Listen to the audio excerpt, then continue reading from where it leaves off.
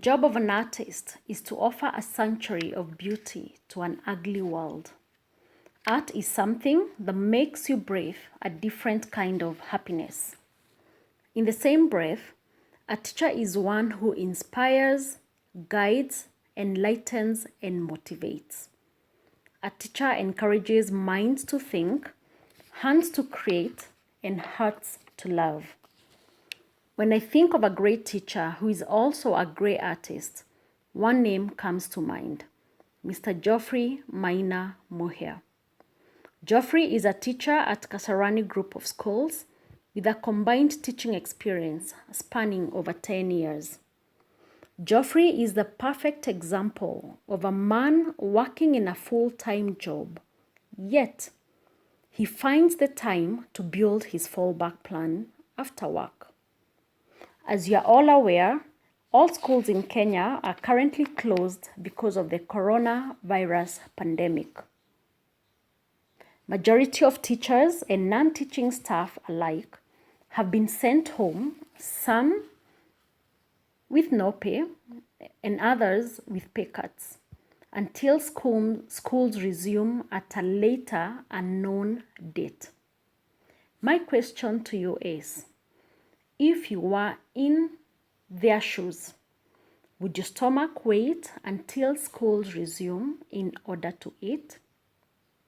Would your landlord wait until schools resume in order to pay your rent?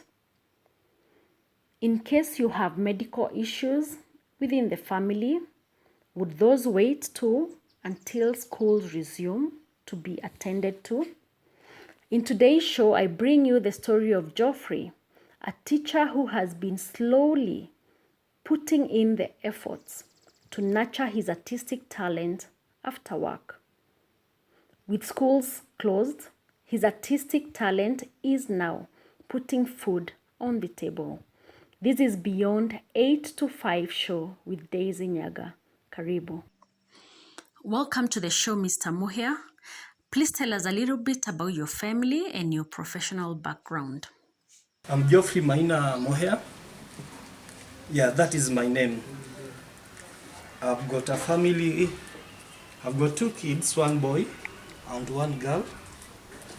The girl, she is in class 6, and the boy, who is also an artist, is doing well in grade 3.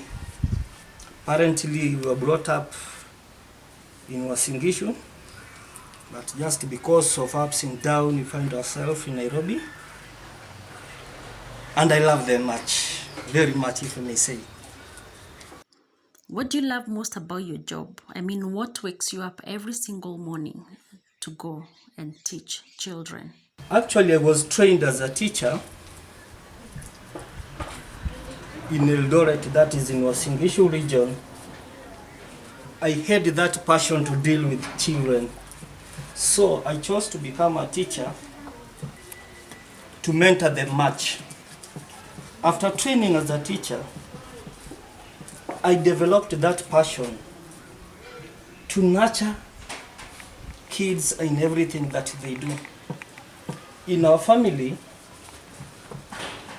my father, he was a natural artist, whereby I remember there was a time from school, you could reach home, then he could give you a sandpaper and tell you, I want you to ensure that this table is well sanded. So you are just like, Daddy, what about it? But it was just a matter of time that I discovered that all the artistic that our daddy had, I actually inherited from that.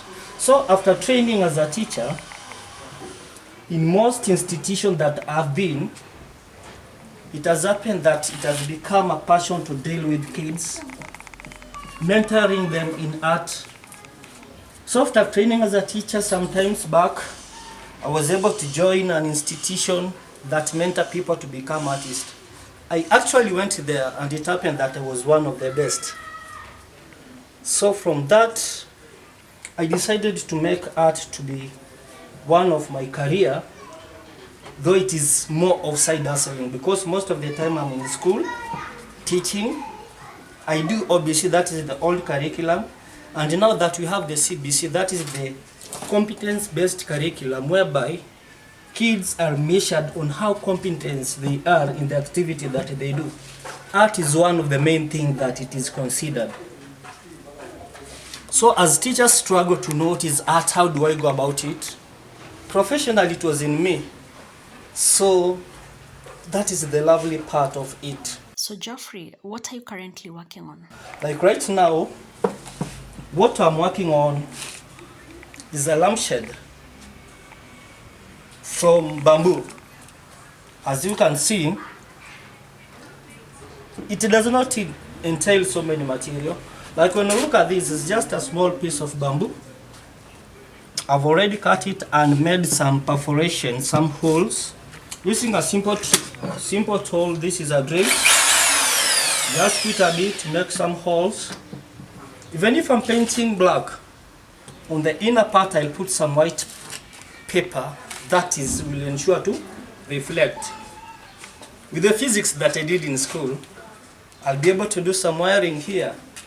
So after that, when I have my bamboo here, it's a perfect lampshade. I know so many people, they just take bamboo for granted. But for me, anything that I see around, it's awesome. It can make you earn some income from nowhere. Let me take an example. There's another, apart from the bamboo shade that will be able to dry, a small piece like this one, I've been able to come up with a pen holder. Number one, it is durable, friendly to the environment. It's awesome, and yet I'm not done. So you can put your pens inside, then you have it. It is a nice decker, and when it falls down, it does not break. Then I used, like the part that is removed here, remember, I don't throw it away. I've been able to come up with a very beautiful boat here. This is basically made from bamboo. This one I made like 3 weeks ago. Just need some painting. Then you have it as a home decor. No nails is used here. It's just pure bamboo. You cut and use some string, you tie, then you have it. So to me, art is a way of life, and as a side hustle, I being a teacher. Please share with the viewers, how has COVID-19 affected your work as a teacher, either negatively or positively? I don't know where to start. Basically, when you talk about the COVID-19, it's not a new story. The entire nation is suffering. When you narrow down now to my level, my full-time job, I'm a teacher.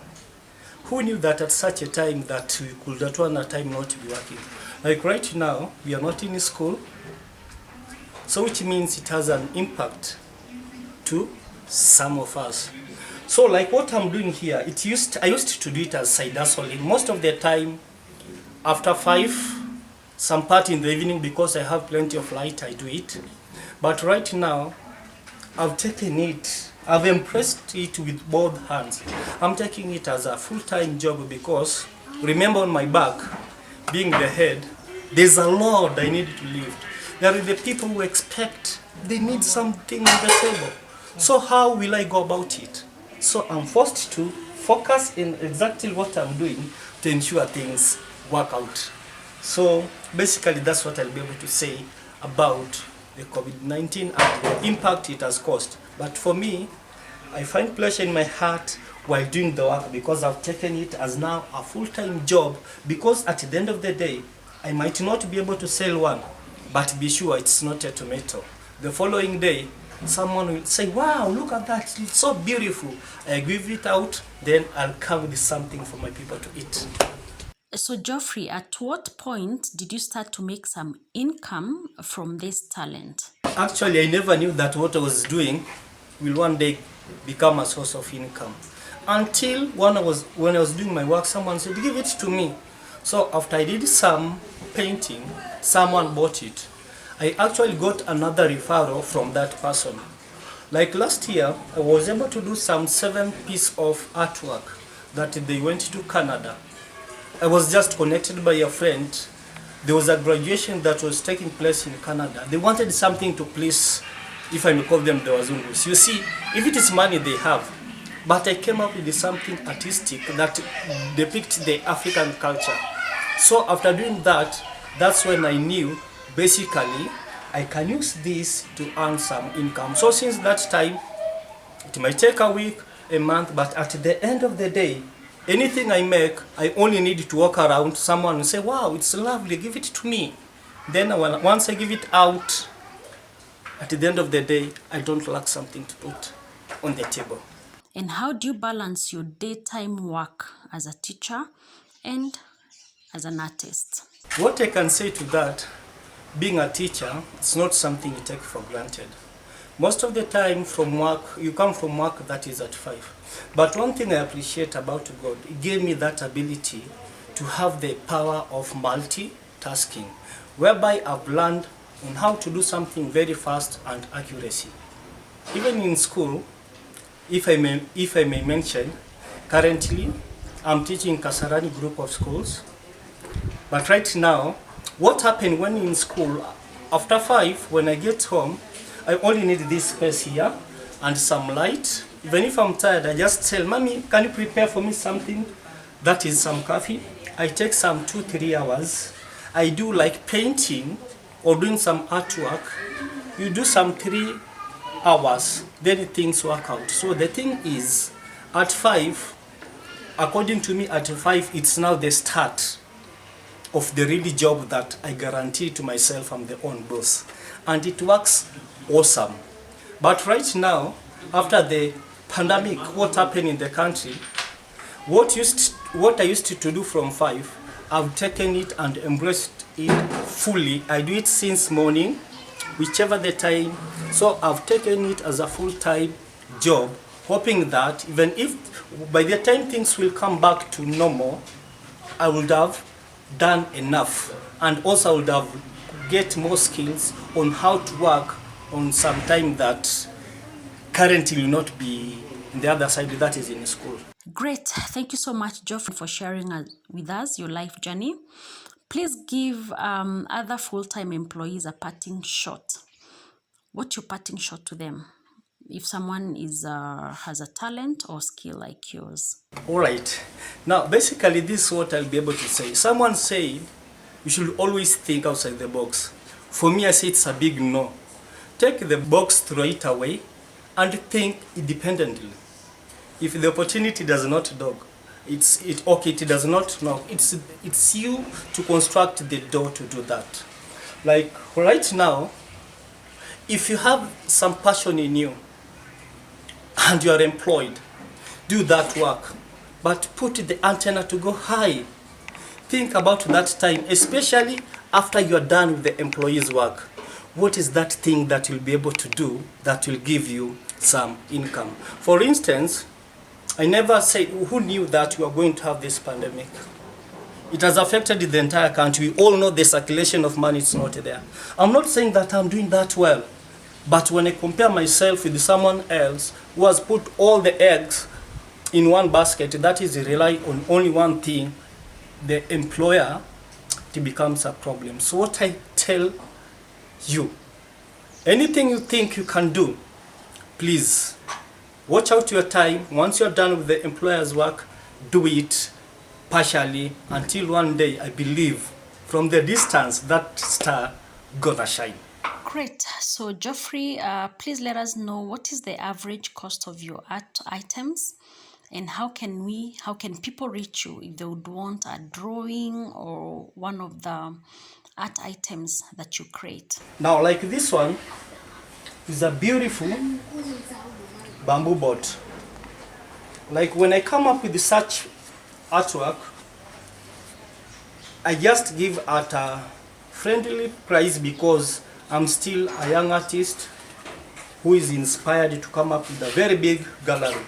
Like such a piece, it costs between the price of 1,000 to 2,000. It ranges depending with the size, and something awesome. Then when it comes to the lampshade, in fact, once I'm done, I give you when it is complete.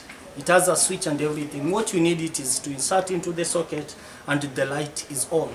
This one, it goes between 1,500 to 2,000. It's just a friendly amount because at the end of the day it's just side hustling. Let me refer also to some painting that I've done before. Like when you consider the painting goes with the sizes. Like we have a 5 that is very small, but the real painting we do as from A2, A1, so the prices ranges from 15,000, you go all the way up to 8,000. And those painting, the ranges from landscape, it can be portrait. Now apart from the painting, we also have some drawing, that is fine art. Like the charcoal, when you refer to that beautiful lady who has some lasso here, like that one, that one is a 2 size. A 2 size goes for 8,500, and I do portrait. Apart from that, it's very easy. You just send your favorite photo, you give me some time. That involves everything, including the framing.